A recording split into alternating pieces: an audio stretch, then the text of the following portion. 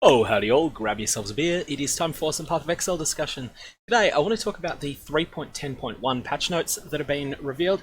This has not gone live yet. It's planning to go live at the end of this week. But of course, things might be a bit fluid with current world events, and particularly with New Zealand under quite a bit of lockdown. GGD are still working. They've set up all of their employees to work from home, so it seems like it's still quite likely to come out on Friday, but that's what they're talking about at the moment. Anyways, so the changes that are coming that are significant. The first section is Delirium Improvements. There's a couple of balance changes here, but the main things are two parts. There's some significant bug fixes, like for instance, poisons you inflict on non-poisoned enemies deal 300% increased damage as a stat was simply not working on the low tolerance cluster jewels, so that was just not working at all. That's now being fixed. A couple other minor bugs that were less significant, like boss monsters dropping simulacrum splinters if you engage them while the delirium was there. I think that was a condition. You see them while the delirium is there, whether you actually start fighting them or not, and the delirium quickly goes away. So that was an obvious bug. There's also design decisions that could be revisited there, because I think that once you start fighting a boss, you should be able to finish the boss fight attempt regardless of the delirium timer, but that doesn't seem to be being changed yet. But the big thing that's coming, as well as those little balance changes, the big thing that's coming is the visual adjustments. And these sound like they're really good. I've added a variety of coloured lights to monsters and packs with delirium on death modifiers to more clearly represent the type of damage their skills will deal. This is going to be an absolute godsend. At the moment, I think one of the main complaints people have with Delirium is that it's often uneasy to tell what killed you. So you'll be fighting through a pack of monsters, everything's going great, you don't feel like you're struggling at all. Then suddenly something kills you and you're not sure what it was. Or you realise afterwards, oh, okay, what I thought was the pack of 3 monsters that spawned was actually the pack of 3 heat-seeking missiles that spawned, and then they ganked me. So, ideally this is going to mean that there'll be a change in coloration between the spawns that come up when you run over eggs, those sort of egg things on the ground in the Delirium Mist, and the much nastier heat-seeking missiles that spawn sometimes. Additionally, there's been a number of effects to various Delirium monster effects are being changed. So, there's also a significant change where the reward count pacing in story areas is being nerfed. I've been very critical of leagues in which Harbour Bridge farming was really good. Like I've found that the Betrayal League was one of the most non-fun leagues to play in, because every time you were doing something other than farming the Harbour Bridge, it just felt like you were wasting your time. Now, when they added Betrayal to the core game, that ended up not being the case. Like, you can't farm the Betrayal board up in the Harbour Bridge, and there's plenty of other ways of doing it. So they fixed that problem. But basically, the problem in Betrayal was that if in the time that it took to run, say, 2 Tier 13 maps and engage the Betrayal target there, you could have run 6 Harbour Bridges. And that's still the case at the moment. You can still run Harbour Bridge Delirium much faster than you can run a higher tier map. But they're changing it so that instead of getting 7 or 8, I think it's 7 is probably about the most you get. 7 of one reward, 5 of another, 3 of another, and 1 of another. You'll probably end up getting 5, 3, and 1, the same as you might get in maps. And what this means is that already you are getting better quality rewards in maps, but now you will also get more of them. I think that this will just flat out make the game more fun. You won't feel like you're wasting time for not being in Harbour Bridge.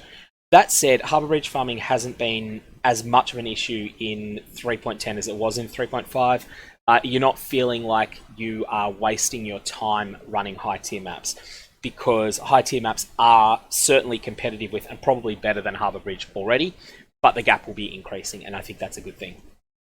So, that's the key parts of the changes to Delirium that are happening. Additionally, there's this general improvement section which has a lot of things that I think people will be really looking forward to. You can now select an Atlas mission via the map device. This is just one of those hassles that's going away. No more having to remember oh shit, this is my Nico map, I need to go and talk to Nico instead of going to the map device. And then, you know, you give your map to the map device, and then you go, oh hell, I forgot my fragments. So that's all being fixed up. It'll just be the standard routine. I think this will make it much more user-friendly to burn through all of your Jun and Elva missions. If, like me, you don't use all of them all the time. Of course, Jun missions are very lucrative if you follow through and sort of optimize the use of them. Shaper and Elder influence can now be applied to areas that also have Conqueror influence. That's going to be interesting. One thing I really want to see with this, I assume that this means that you can get items that are say that you've got a Shaper and Redeemer map. I assume that items can drop as Shaper items or as Redeemer items, but that random Shaper and Redeemer items won't drop. Although I think it'd be really interesting if you could get Shaper and Redeemer items dropping as random crafting bases, even if they were very rare.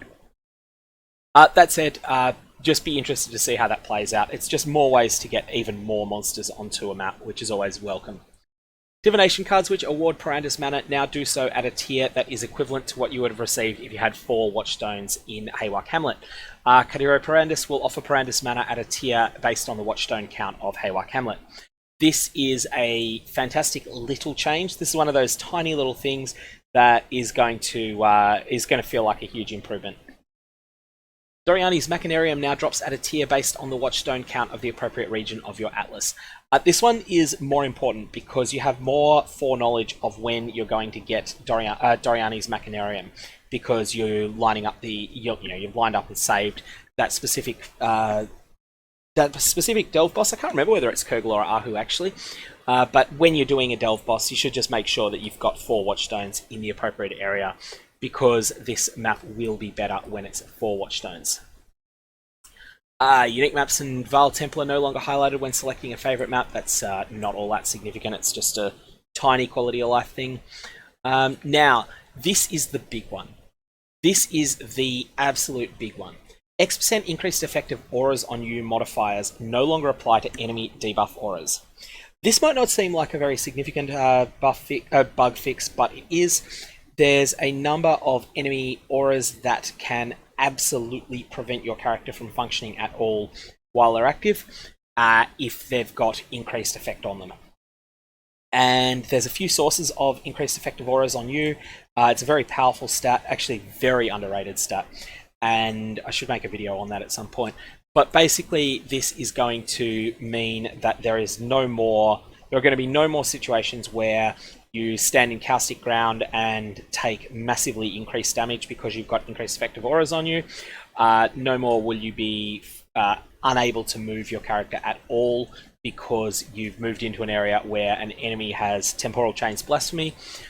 Things like that.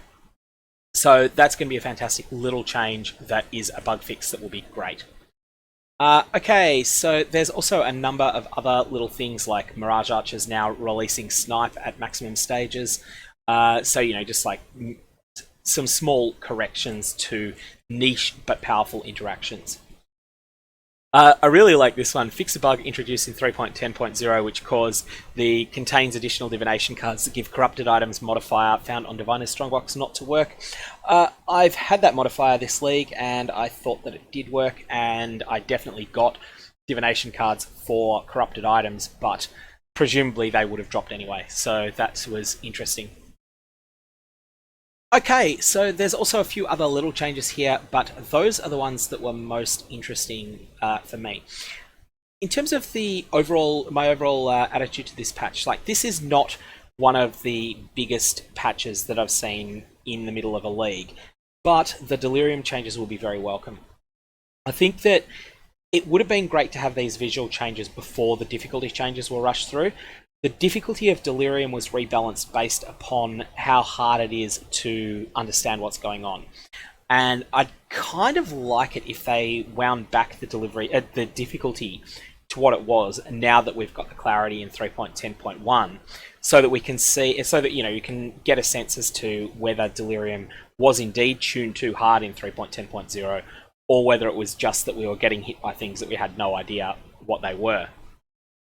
But I don't think that's likely to happen. I think it'd be the most fun thing, but it won't be likely. So unfortunately, that's going to be what we end up with. There's also a really funny thing that was a bug that has been fixed.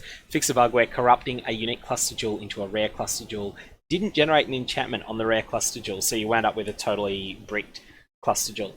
Anyway, that's all I got on this. 3.10.1 is looking like an improvement, but not a massive overhaul. It should make the Delirium content more interesting, but it will still be recognizably the same stuff. If you got any comments or questions, so fire away below. Otherwise, I'll leave it there. I hope you have a good one.